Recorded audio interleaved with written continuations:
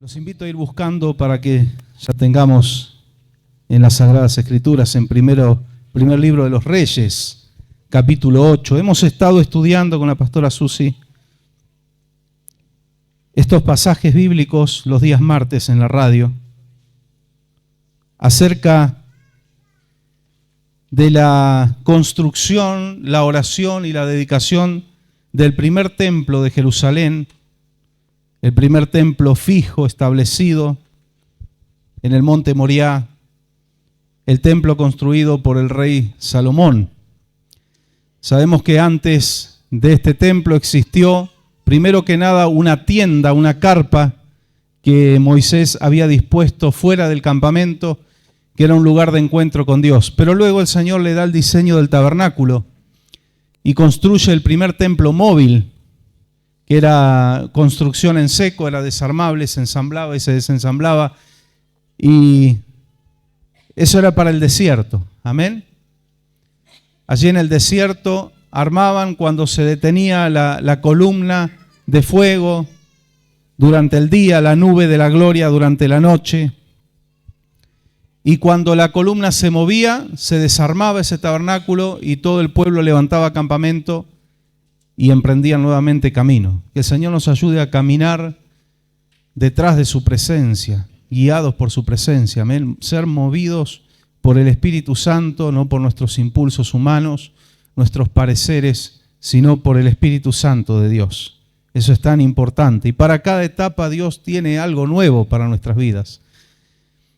Primero era la carpita, después el tabernáculo, pero cuando llegaron y se establecieron en la tierra de Canaán, eso es una modalidad del ser humano, es el común comportamiento, ¿no? A veces nos acostumbramos a los métodos y Dios ya pasa a algo nuevo. El tabernáculo estuvo dando vuelta por varios lugares, estuvo en Nob, estuvo en Silo, estuvo en Gabaón, estuvo en varios lugares, hasta que se despierta el espíritu, porque siempre se tiene que despertar el espíritu de alguien. Amén. Alguien tiene que tener revelación de los tiempos que vivimos y de los movimientos y las estrategias que Dios tiene para este tiempo puntual. Amén. Y ese fue el rey David, el que dijo, seguramente un día mirando su palacio, mirando todo el lujo que él tenía, las comodidades, y dijo, yo habito en un palacio todo artesonado, adornado, el pueblo de Israel ya tiene sus casas, y todavía el arca del pacto está en una tienda. Todavía está por allí, no tiene un lugar fijo. Y él tuvo este sentir que luego la palabra del Señor aclara que fue un sentir de parte de Dios, no fue un capricho del rey David. Si bien Dios le dijo a David que no se lo permitía hacer a él, pero sí a su hijo Salomón. Sin embargo, Salomón luego declara que Dios puso en el corazón de su padre el hacerle una casa al Señor. Amén.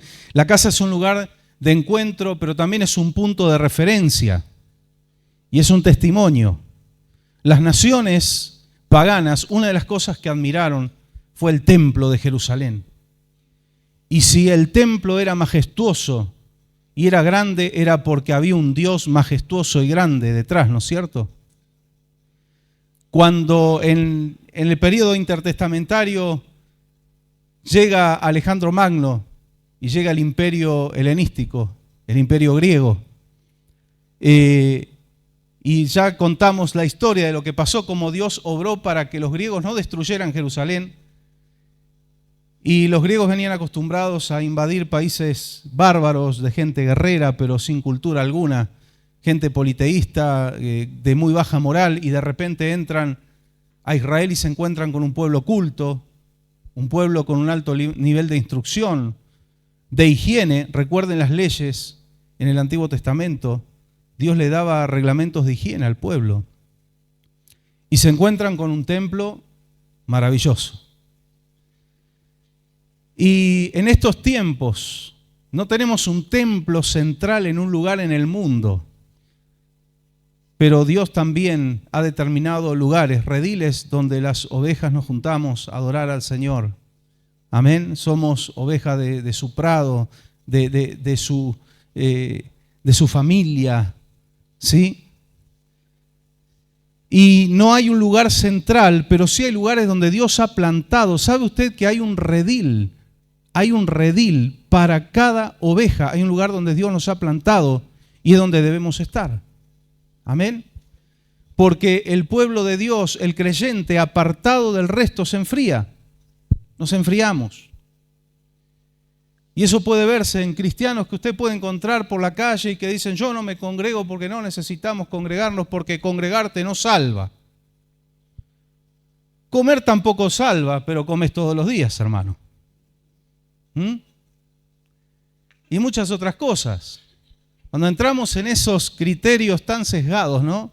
Oh, congregarte no salva. No, Jesucristo es el que salva, pero necesito congregarme para mantenerme fortalecido en comunión. Al Señor le agrada la comunión de sus hijos. El Salmo 133, mirá cuán bueno y cuán delicioso es habitar los hermanos juntos y en armonía. Habla de un espacio físico juntos y en armonía, una unión espiritual, en un mismo espíritu. Amén. Hebreos, Nuevo Testamento, porque muchos dicen en el Nuevo Testamento no existían los templos. Sí, investigue los descubrimientos arqueológicos y los cristianos de los primeros siglos. Primero empezaron en las casas, pero también se reunían en el templo, dice el libro de los Hechos. Pero luego empezó a crecer tanto el grupo de creyentes en Cristo que empezaron a agrandar los hogares de los primeros cristianos y hay descubrimientos arqueológicos con pruebas de que han derribado paredes para hacer salones, para poder juntarse. En Capadocia encontramos lugares excavados en las montañas donde se juntaban los creyentes de los primeros siglos.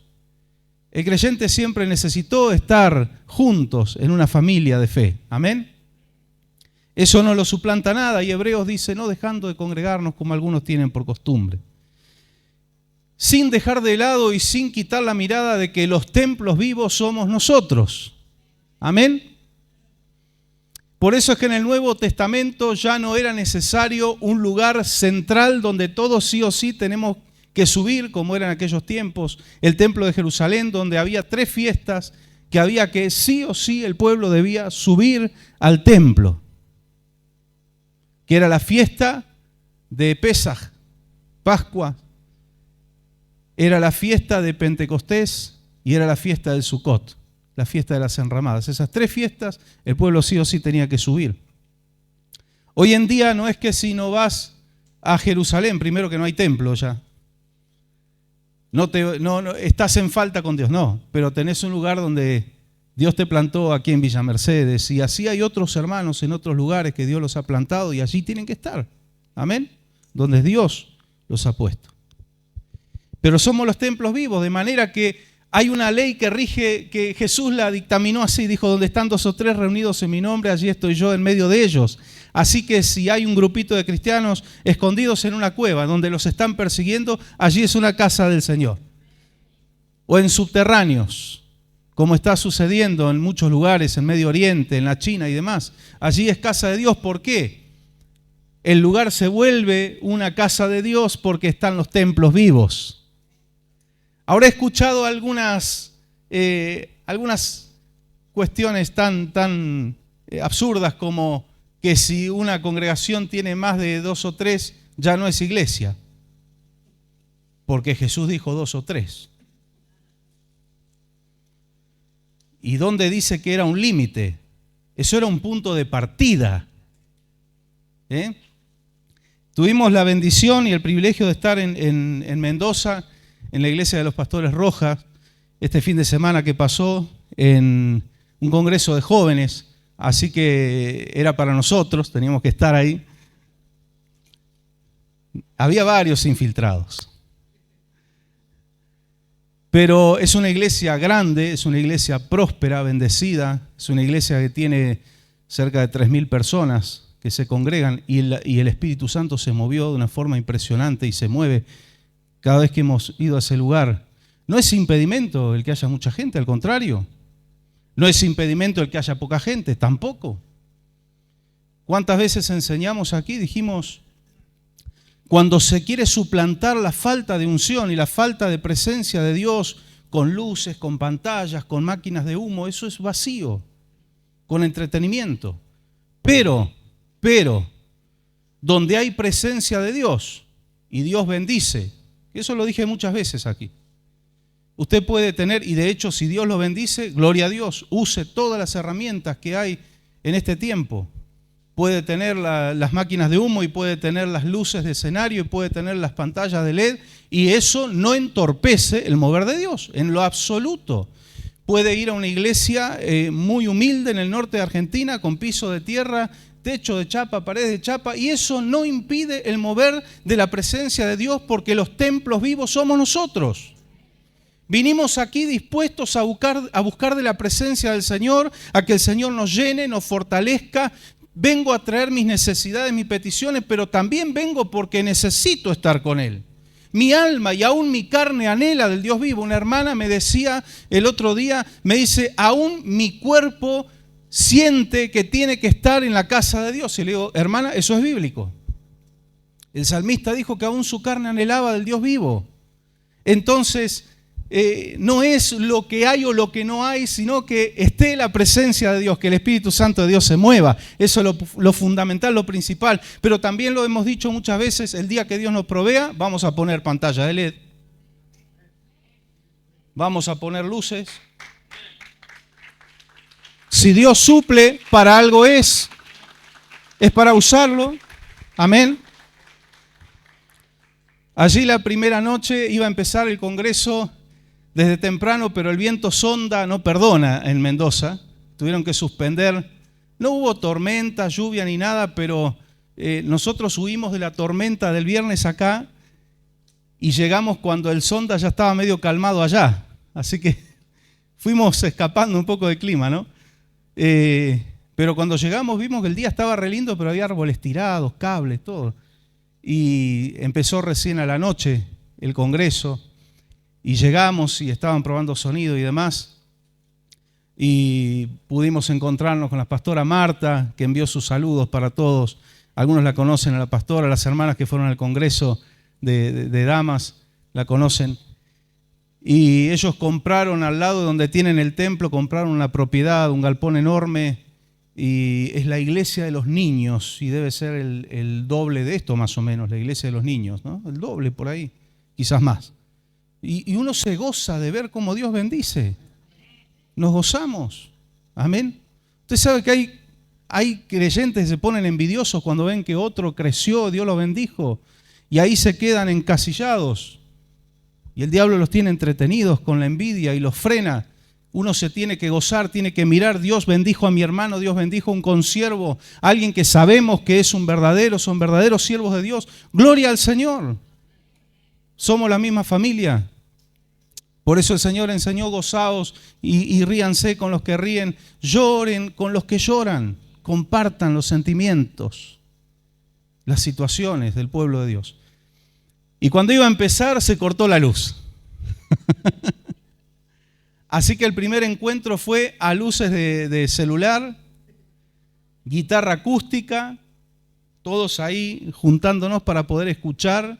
Se escuchó bien la enseñanza, la palabra, la administración, y cuando estaba terminando volvió la luz, ya eran como las 10:15 de la noche, así que volvieron a enchufar todos los instrumentos y empezó todo de nuevo, empezó un concierto allí. Yo tenía que retirar mi auto de al lado, cerraban a las 10 la cochera, y me dice, yo te aguanto un rato más, ya está por terminar. Sí, le digo, ya están terminando. Y cuando escuché que arrancó todo de nuevo, volví al de la cochera, le dije, lo saco al auto porque esto recién está empezando. Hermoso. Había 4 o 5 pantallas de LED. Era la iluminación, el sonido excelente, las cámaras, era un estudio de televisión. Cámaras con brazos robotizados, con trípodes, cámara arriba del baterista, bueno, todo. Sin embargo, era una prueba. ¿Yo por qué le cuento esto? Una prueba de que cuando uno va con el objetivo de buscar la presencia de Dios, uno disfruta de todo eso, pero no te distrae. Y los jóvenes que fueron con nosotros saben bien, tuvieron la misma experiencia. Uno disfruta de todo eso, eso es una herramienta, es un móvil, pero no te distrae, porque uno estaba allí en la adoración, en alabanza. El segundo día lo mismo, el segundo día había luz desde el principio, así que arrancó con todo, era una maravilla. Y bueno, a la noche más de uno compramos terreno porque el Señor nos tocó y allá caímos y el Señor me tocó y caí, sentí que alguien cayó arriba mío y era Franco. ¿Dónde está Franco? ¿Está por acá? Acá. Por eso el Señor nos juntó a todos ahí. Y después volvimos a nuestros asientos, adorando al Señor y otra vez el Señor ministrando. Vengan los pastores de Villa Mercedes para acá. Y fuimos adelante y vinieron palabras proféticas. Y sobre la vida de nuestra hija también, confirmándole muchas cosas. El Señor le habló, la quebrantó. Y los jóvenes también, todos quebrantados. O sea, ya Franco recibió un milagro. Se cayó, pero porque el Señor, cuando el Señor te tira, no es para golpearte, es para ministrar.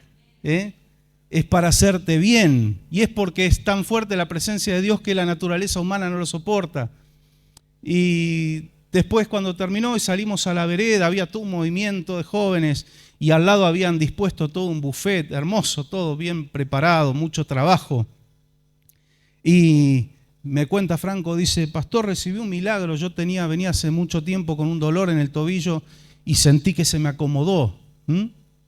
Él contó el testimonio el miércoles, por eso no lo estoy quemando, él ya lo contó. Yo sentí que se me acomodó y no me duele más.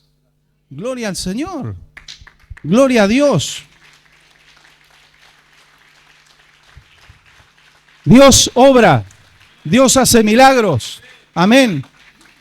Y cuando vienen palabras proféticas sobre los siervos de Dios, sobre nuestras vidas, hay cosas muy personales que Dios nos habla, pero la mayoría de las palabras lo involucra a usted.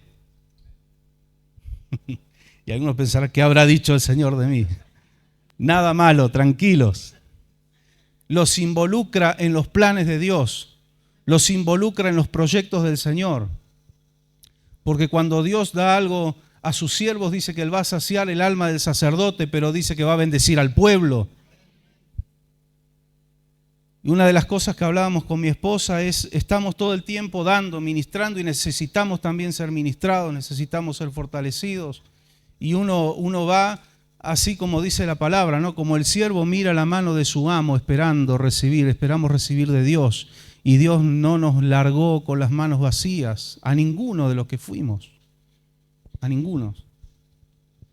El mover de Dios tan maravilloso, nuevas etapas que se vienen. Han visto milagros, pero va a venir una etapa de mayores milagros, más frecuentes. El Señor habló. El Señor habló. Entre muchas otras cosas, nosotros le creímos al Señor. Amén. Sería patético que nosotros no le creamos al Señor y le estaríamos cortando también a usted la bendición. Vamos a recibir para dar. Para dar. Dar de gracia como el Señor también nos habló. Yo les doy de gracia, den de gracia al pueblo. Y usted sabe que aquí no se pone precio a los milagros, no se pone precio a la bendición, no se pone precio a la ofrenda, no se da sobres con cifras. No, usted lo que hace, lo hace de corazón, movido por el Señor, pero jamás usted va a tener una presión sobre su vida. De hecho, una de las cosas y es bíblico también, pero uno de los temas que menos hablamos es de dinero aquí. Hablamos de todo el consejo completo del Evangelio. En el primer libro de los Reyes, estábamos compartiendo el martes con mi esposa y el Señor habló a mi corazón con un versículo, un detalle. Allí en el capítulo 8, versículo 62. Primero de los Reyes, 8:62.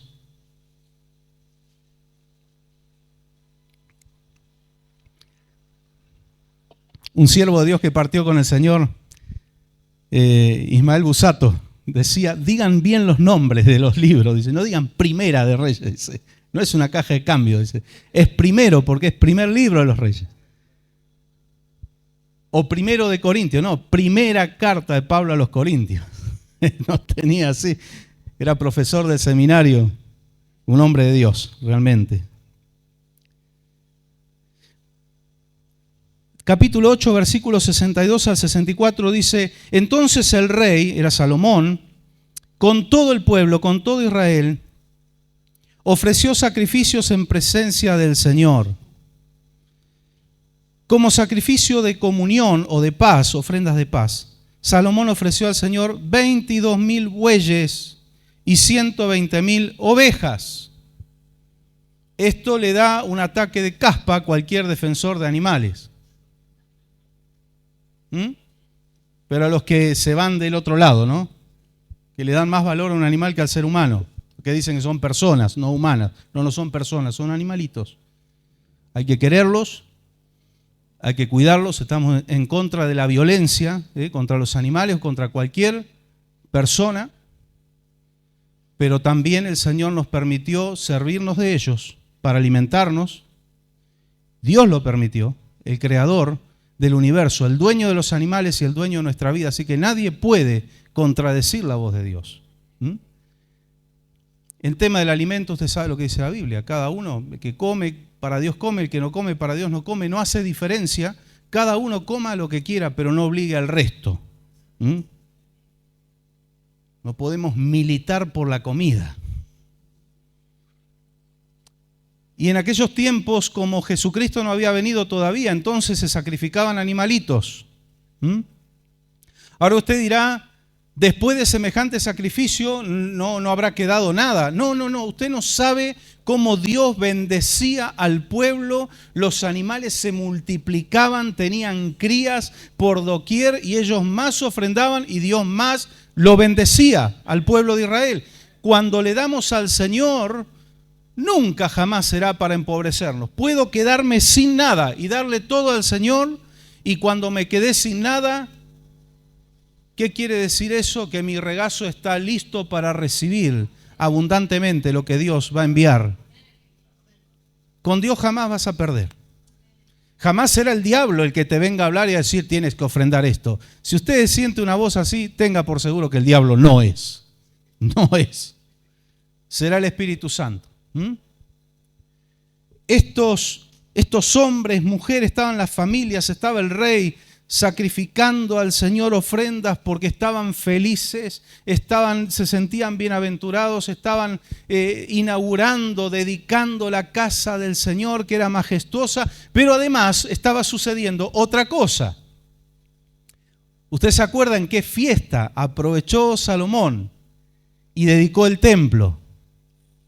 En la fiesta de las enramadas, en la fiesta del Sucot. Era una fiesta que duraba 7 días y se cerraba con un 8º día, que era un día solemne, pero un día de gozo. ¿Sabe que era la fiesta de mayor gozo y celebración de las 7 fiestas sagradas de Levítico 23? Era el Sucot, que ya estudiamos proféticamente lo que anuncia Sucot. Era de gozo, de alegría. Hoy en día los judíos celebran Simchat Torah, que es el disfrutar la Torah, el haber recibido la ley de Dios. Y ellos celebran y danzan con los rollos de la palabra del Señor, con el Tanaj, que es el Antiguo Testamento. Ellos celebran que Dios les haya dado su palabra. Amén. Ese fue el día, el 7 de octubre de Simchat Torah, que entraron los terroristas del Hamas. Yo no les voy a llamar activistas, ni grupo de resistencia, ni ejército, ni nada. Les voy a llamar por su nombre. Son terroristas, asesinos, criminales desalmados, gente endemoniada. Y quien quiera oír, que oiga, pero esa es la realidad. No se prendan la mentira de la mayoría de los medios del mundo que Israel es un estado genocida. Usted no sabe lo que hace Israel, lo imposible, aún a riesgo de sus propias vidas, para tratar de salvar vidas de civiles. Y muchos de esos civiles que fueron traicioneros, que los vendieron. Pero el grupo Hamas manda a sus hombres a pelear de civil para contabilizarlos como civiles muertos. Si tienen chicos, de 16, 17 años que los captan para sus grupos terroristas y también los contabilizan como niños muertos. Tenga atención que hay una manipulación terrible de la información. Israel, si fuera un estado genocida, el día 8 se terminaba todo. Israel le caía con todo el poder de su ejército a Franja de Gaza y no quedaba ni el polvo de la Franja de Gaza. Abramos los ojos. El Espíritu Santo nos guía a toda verdad. A toda verdad. Ellos estaban celebrando allí, volvemos a la dedicación del templo, y fue tanto el gozo y la alegría y fue tanto el mover de Dios que Salomón, el rey, dijo: nos quedamos cortos con esta semana, vamos a hacer una semana más. Una semana más. Y el pueblo contento, feliz. Porque estaba allí, estaban celebrando el Sucot, pero estaban celebrando que ahora tenían una casa donde adorar al Señor. Y se hizo 2 semanas. Y mire lo que dice la palabra. Así fue como el rey y todos los israelitas dedicaron el templo del Señor. Y el versículo 64 dice: asimismo, aquel mismo día, el rey consagró la parte central del atrio que está frente al templo del Señor. Y allí presentó los holocaustos, las ofrendas de cereales y la grasa de los sacrificios de comunión, ya que el altar de bronce que estaba ante el Señor era pequeño y no había espacio para todos estos sacrificios y ofrendas. Y aclaramos en la radio, no es que habían errado a la medida del altar de bronce, que era el altar de los sacrificios, era la medida nominal, pero lo nominal, cuando Dios envía sobreabundancia, queda chico.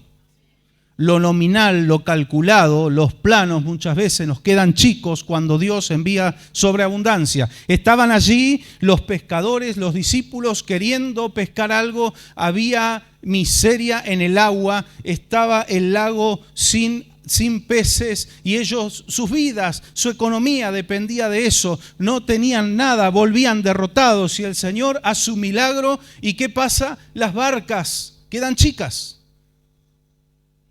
Era tanta la sobreabundancia que en una de las ocasiones las redes se rompían, las barcas se hundían, pidieron ayuda a otro, vengan a buscar, vengan a pescar con nosotros porque no damos abasto, hay demasiado. ¿Quién está preparado en su mente y en su corazón para creerle a Dios que aún tus planes pueden ser superados? Tu altar puede quedar chico. El altar es ofrenda, es sacrificio. Pero cuando está la sobreabundancia de Dios, mire, podemos ser generosos con Dios y Él nos supera en generosidad.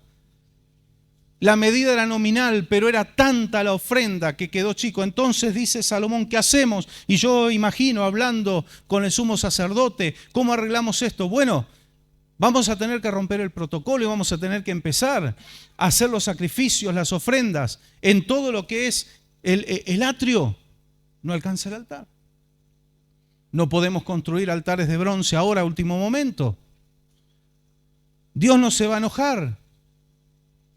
Dios no se enojó cuando David comió los panes de la proposición. Lo hemos hablado en estos días de eso. Todo lo ceremonial es flexible. Las leyes de Dios son inquebrantables, pero lo ceremonial es flexible. Y bueno, vamos a hacer entonces, yo me imagino los sacerdotes, los levitas, todos haciendo las ofrendas por todos lados. Había que sacrificar más de 100.000 animalitos, había que hacer todo ese trabajo. Era un trabajo porque aún el gozo, la alegría y la cosecha trae trabajo.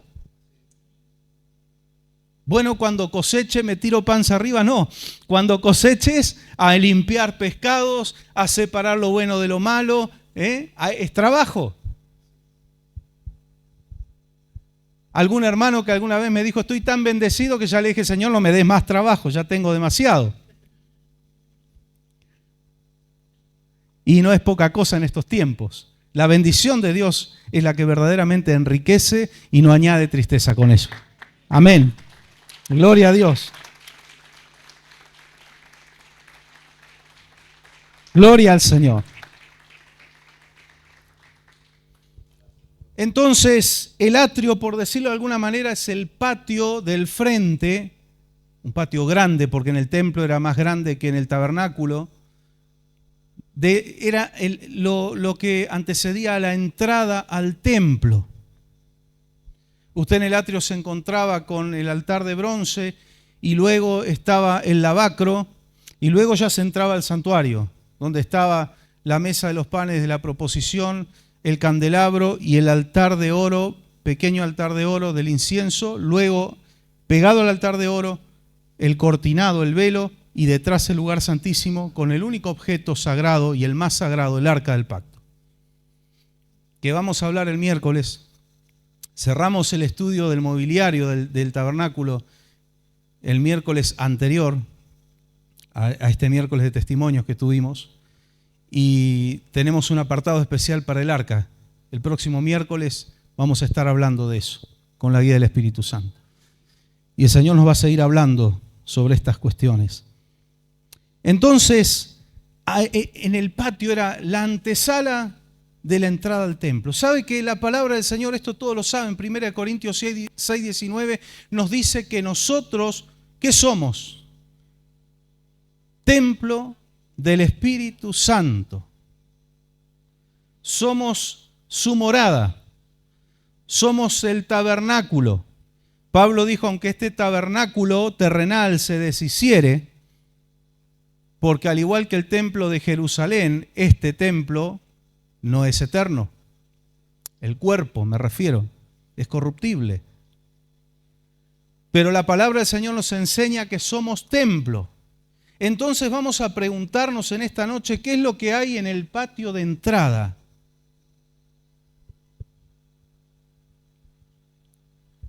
Y esta frase a mí me llamó la atención y el Señor me habló sobre esto. Consagraron la parte central del atrio para hacer los sacrificios. Podrían simplemente haber hablado y a mano alzada votar y decir, ok, no pasa nada, vamos a hacer los sacrificios aquí, ya no en el altar de bronce, sino también en todo lo que es la parte central del atrio y listo, ok. No. Primero lo consagraron, primero lo santificaron, primero le dieron la exclusividad que Dios exige de quienes le sirven. Amén. Usted es especial tesoro para el Señor, pero usted también es exclusivo del Señor. Porque el Espíritu Santo que está en nosotros tiene celo de nosotros. No celo enfermizo como tienen muchos seres humanos. No. Es el celo santo de decir, es mi hijo, yo morí por él, dice el Señor, yo morí por ella. Entonces, cuando empezamos a hacer adulterio espiritual en nuestras vidas, es mezclarnos con cosas que no son de Dios, el Espíritu Santo se enardece. Cuando en un llamado al altar decimos, ¿cuántos quieren servir a Dios? Todos levantamos las manos, pero el Señor dice, santifica el atrio. ¿Qué es el atrio? La entrada al templo, nuestros sentidos. Tenemos 5 sentidos: el olfato, el gusto, el tacto, el oído, la vista. Pero la ciencia ahora está debatiendo la existencia de un 6º sentido.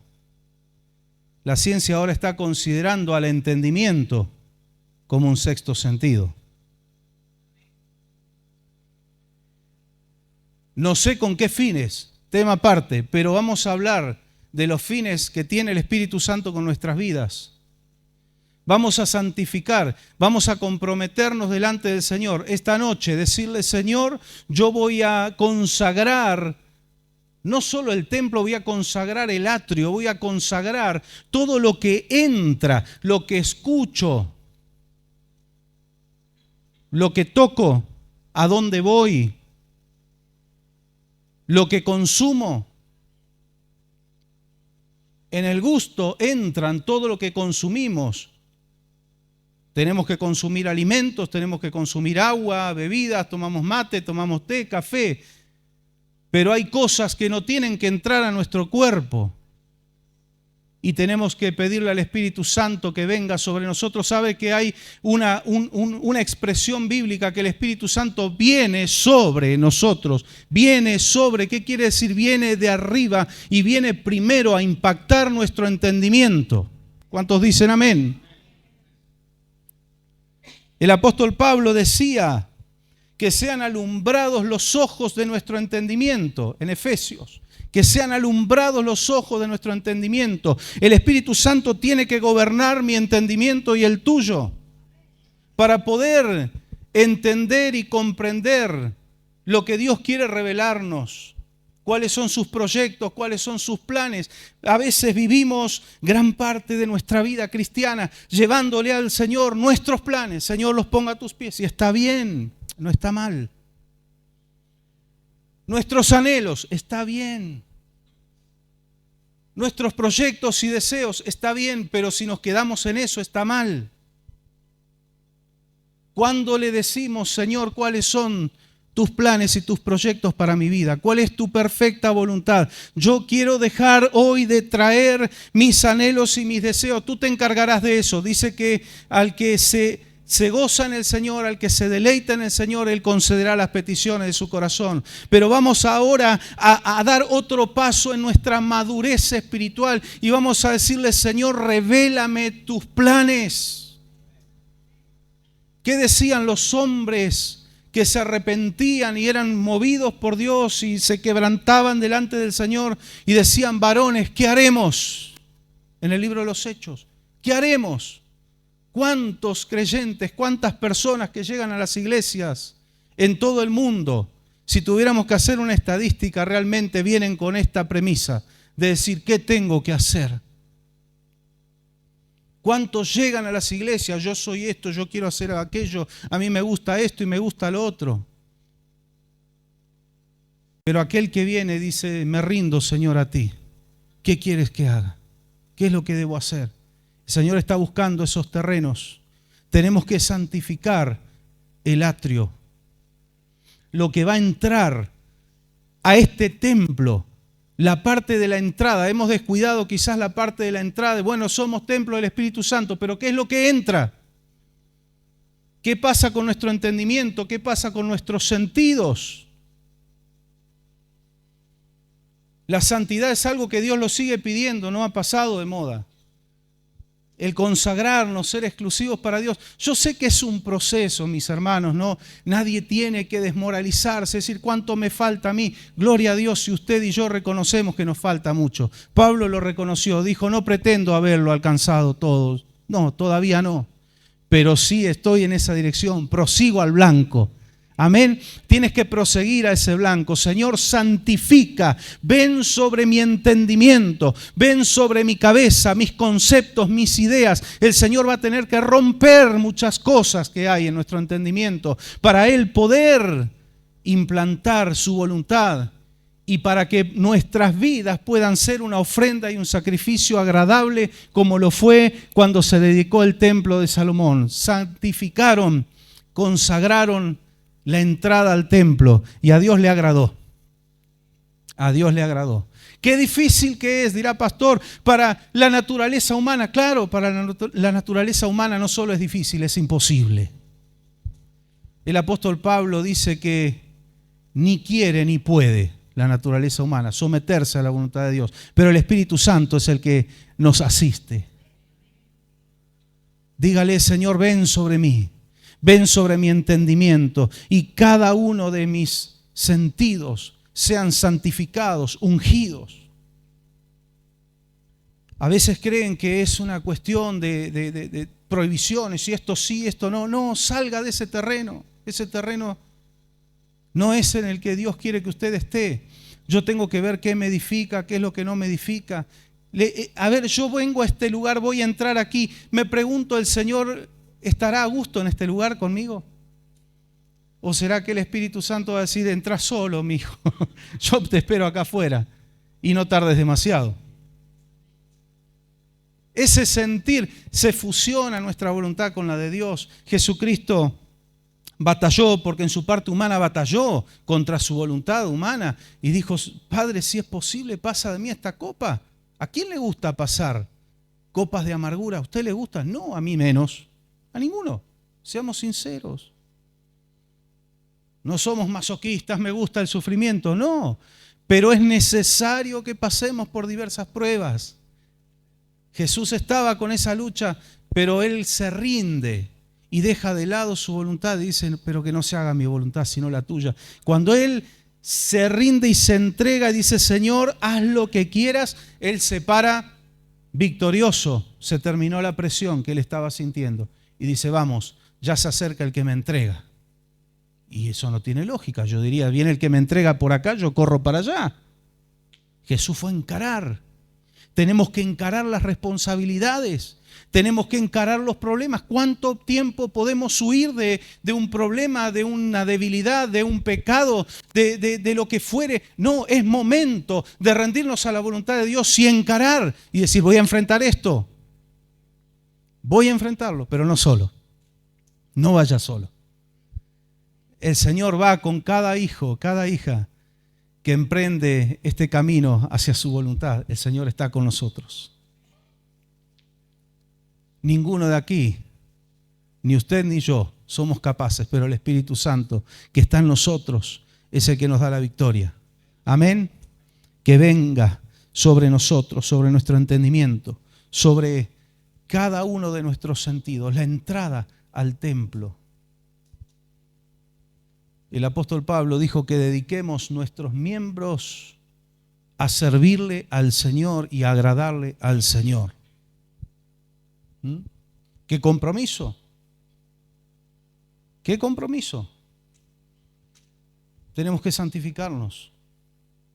Veía un video que yo considero que es absolutamente auténtico. Un niñito de 3 años, no sé, alguno quizás lo vio, en Israel, llorando, le dice a su madre, le dice, mamá, tengo que hacer teshuvá. Hacer teshuvá es arrepentimiento, volver el corazón a Dios, estar en paz con Dios. Por eso los sacrificios de paz, ¿vio esa expresión en la Biblia? Sacrificios de paz, o como dice esta versión, de comunión. Porque cuando volvemos a Dios en arrepentimiento, viene la paz a nuestros corazones. Amén. Tengo que hacer teshuvá, decía esa criaturita. Y la madre le dice, ¿y qué significa teshuvá? Es estar en calma. Y le dice, ¿quién te dijo eso? Se lo podría haber dicho un tío, un familiar. Elohim me lo dijo desde allí arriba. Un niñito de 3 años llorando, quebrantado. ¿Tenemos el entendimiento un poquito más desarrollado que un niño de 3 años? Para entender que volver a Dios es lo que el hombre necesita, pero los creyentes también lo necesitamos. Amén. Tocó mi corazón ver a esa criatura, era algo auténtico, no era algo enseñado, aprendido de memoria. Realmente ese niño estaba, Elohim me lo dijo desde allá arriba. Realmente Dios se le reveló a esa criatura y en el libro de Joel lo dice. Que derramaría su espíritu sobre toda carne y incluye todas las edades. Los niños van a ver visiones, los jóvenes, los soñarán sueños. Dios se revela, Dios se le está revelando a gente. En países musulmanes hemos dedicado un par de cultos a contar los testimonios de lo que Dios está haciendo en el Medio Oriente. Jesucristo se le revela a musulmanes y le dicen, yo soy el Mesías, yo soy el Salvador. ¿Y saben cómo uno se da cuenta? Que realmente vieron a Jesús, lo describen. Jamás leyeron el Nuevo Testamento, lo describen como lo vio Juan en Apocalipsis. El Señor se manifiesta, hermanos. Dios está vivo, Dios es real, Él cumple su palabra y sus promesas. Gloria a Dios, nos gozamos en el Señor.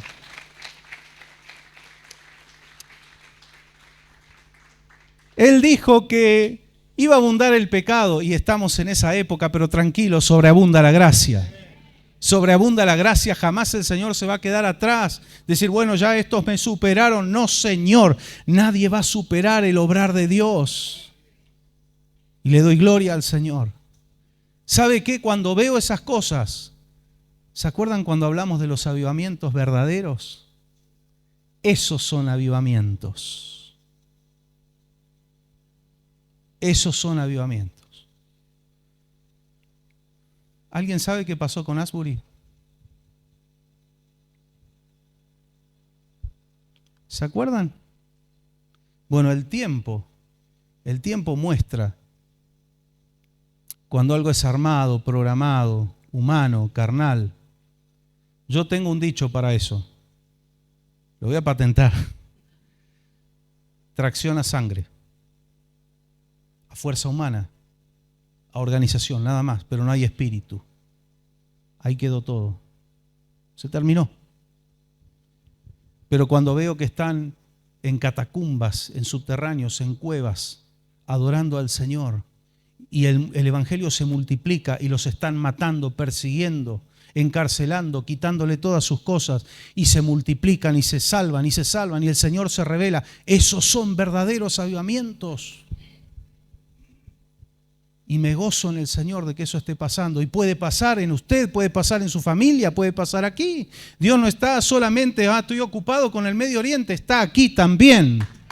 Está aquí en Argentina, está aquí en Villa Mercedes, está en América y en todo el mundo. Él está obrando. Gloria a Dios, gloria al Señor.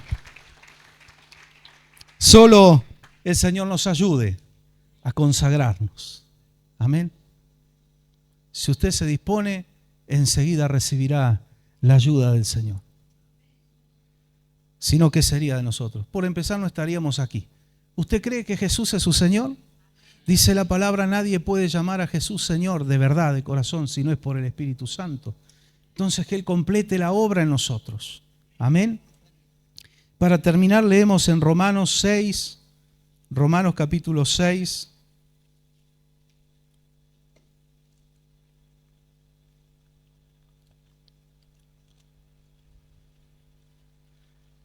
Versículo 19.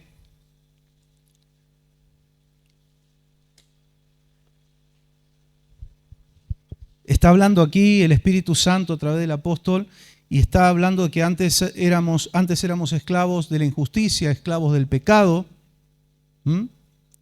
La palabra del Señor lo representa como un yugo, pero un yugo de los pesados, de los que no te dejan levantar cabeza. Jesús quitó ese yugo y ahora somos esclavos de Cristo por amor. ¿Cuántos dicen amén? ¿Alguien lo trajeron aquí a punta de arma? No. Hágase esclavo de Cristo por amor. Y dice Jesús, mi yugo es fácil y ligera mi carga, liviana mi carga. Él sacó el yugo que nos tenía con la cabeza gacha y nos puso el yugo del amor, del servicio, de la fidelidad a Él, y fue el mejor cambio que pudimos recibir en nuestras vidas, porque ese yugo te permite estar con la cabeza en alto. ¿Qué dice cuando escuchen todas estas cosas? Lo que está pasando en el mundo está convulsionado. Dice, escóndanse bajo la cama, tiemblen, lloren. No, erguíos y levantad vuestras cabezas, porque vuestra salvación, vuestra redención está más cerca todavía. Más cerca. Gócese en el Señor. Amén. ¿Cómo usted puede erguirse y levantar la cabeza? Porque el yugo de Cristo le permite. No nos aplasta. Amén. Viene hablando de esto Pablo y en el versículo 19 dice, hablo en términos humanos por las limitaciones de su naturaleza humana. Antes ofrecían ustedes los miembros de su cuerpo para servir a la impureza, que lleva más y más a la maldad. El pecado es como una bola de nieve. Y si no, vea lo que pasó con David y Betsabé. Una cosa llevó a la otra y se fue agravando todo. Y terminó muy mal. Y se ofrézcanlos ahora para servir a la justicia que lleva a la santidad. ¿Cuántos dicen amén? Ayúdanos, Señor. Cuando ustedes eran esclavos, en otro tiempo, del pecado, estaban libres del dominio de la justicia. Mire esta expresión que usa, ¿no? ¿Qué fruto cosechaban entonces? Cosas que ahora los avergüenzan y que conducen a la muerte. Pero ahora que han sido liberados del pecado, ¿cuántos dicen amén? Y se han puesto al servicio de Dios, cosechan la santidad que conduce a la vida eterna. Porque la paga del pecado es muerte, mientras que la dádiva de Dios es vida eterna en Cristo Jesús, Señor nuestro. Amén. Gloria a Dios. Denle un fuerte aplauso a nuestro Dios, nuestro Señor. Gloria a Jesús. Invito a estar de pie en esta noche. Salimos de la casa del Señor bendecidos, fortalecidos, pero tenemos que salir siempre de la casa de Dios con nuevos desafíos. Amén. Metas en Dios. ¿Sabe qué? Dedíquele más tiempo a este tipo de metas y objetivos y el Señor le va a añadir lo que usted está necesitando. No digo que no le pida, porque el Señor dice pedid y se os dará, pero que podamos tener esta guía del Espíritu Santo de orar y de pedirle al Señor lo que Él quiere que le pidamos. ¿Sí? Lo que Él quiere que le pidamos. Si hay momentos donde uno clama y le pide por sus necesidades, y está bien, Dios está escuchándonos atentamente, pero hay momentos donde el Espíritu nos guía. Quiero que me pidan estas cosas que son más importantes, son eternas, son sublimes. Cerramos nuestros ojos. Si usted quiere levantar su mano al cielo en señal de pacto con Dios. Una de las señales de levantar las manos, dice la palabra, era hacer pacto con Dios. Alcé mi mano en señal de pacto. Señor, hacemos pacto contigo de consagrar nuestro atrio, de consagrar todo lo que ingresa al templo, para que nuestras vidas puedan ser un terreno santificado para hacer ofrenda a ti, Señor. Que cada una de nuestras vidas sean ofrenda, sacrificio agradable, grato a ti. Mira cada vida, Señor, cada mano levantada, cada corazón dispuesto. Ninguno aquí somos perfectos, Señor. Todos estamos en este plan, como decía el apóstol Pablo. No lo he alcanzado todo. No pretendo haberlo alcanzado, pero sí tengo la mirada puesta en el galardón, en el objetivo. Y así cada uno de nosotros, Espíritu Santo, ven sobre nosotros. Toma cada uno de nuestros sentidos, comenzando por nuestro entendimiento, Señor. Y así todo el atrio, todo el templo, somos templos vivos, habitación de tu presencia. Señor amado, llénanos de tu gloria, llénanos de tu espíritu, llénanos de tu gracia, vacíanos de todo lo que es del mundo, todo lo que no te agrada. Señor, santifica, lava con tu sangre preciosa. Tu palabra dice, Señor, que tú serás amplio en perdonar. Tus brazos están extendidos, Señor, pero ya no en una cruz. Tus brazos están extendidos para abrazar, para recibir. Trae, Espíritu Santo, convicción de pecado.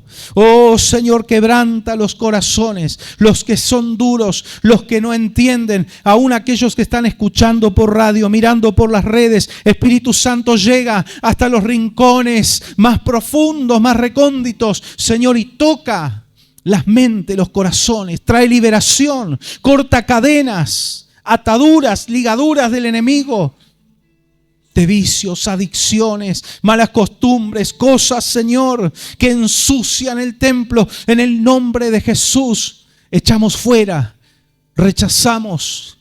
Oh Señor, danos la fortaleza y el poder para vencer el pecado, Señor. Que a causa de la unción se pudran los yugos de opresión. En el nombre de Jesús, aún a la distancia, Señor Jesús, aún a la distancia, aún a la distancia. Oh Señor, no hay distancia para la oración. Tú eres Dios de toda la tierra, tú eres Dios de todo el universo, y cuando tu pueblo te cree y clama, tú extiendes tu mano. Señor, aún a la distancia, tu palabra dice, Señor, a tus hijos traeré de lejos, a tus hijos traeré de lejos. Señor, tú te comprometes a hacer la obra, a restaurar, a salvar, Señor. Gracias, Espíritu Santo de Dios. Gracias por tu obra maravillosa. Bendice a tu pueblo, Señor. Cada vida, cada familia aquí representada, cada hogar, Señor, la unción, la gracia de tu Espíritu, que podamos salir de este lugar diferentes. Señor, fortalecidos, resueltos a caminar en pos de tu perfecta voluntad. En el nombre de Jesús, bendice las familias. En estos tiempos donde el enemigo ataca tanto la familia, pero Señor, en la primera institución que tú creaste fue la familia. Tú puedes reconstruir, tú puedes restaurar, tú puedes guiar a cada integrante de la familia a tus pies para salvación y restauración. Te creemos, Señor, y te damos gracias y te damos gloria y te damos honra en el nombre poderoso de Jesús. Amén, amén, amén. Dale un fuerte aplauso al Señor. Él merece toda la gloria y toda la honra. Tú mereces toda la gloria, Señor. Tú lo mereces. Te adoramos y te honramos, Señor. Te honramos, Señor. Gracias por tu gracia, Señor amado. Gracias por tu misericordia. Te bendecimos, te amamos, Señor. Gloria al Señor. Gracias al Señor por su hermosa presencia. Amén.